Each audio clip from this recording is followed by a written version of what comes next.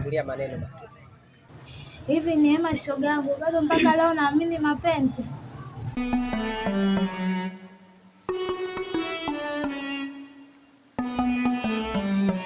Wewe mbona saa hizi? Nilikwambia bila connection hatutoboi.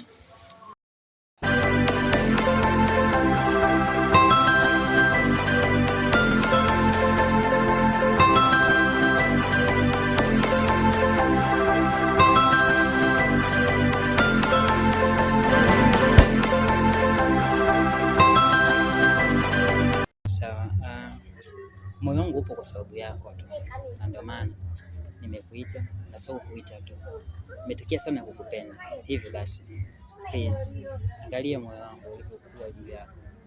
Nakupenda sana na imani ukinikubalia ombi langu utakuwa na maisha mazuri sana. Nitajaribu kufikiria, lakini kwa sasa bado. Hapo mwanga friend sugar. Sawa, ila nini? Angalia, sababu ndio rafiki yako. Umetoka mbali sana. Sije mkagombana kwa ajili ya mwanamke. Angalia ndugu yangu.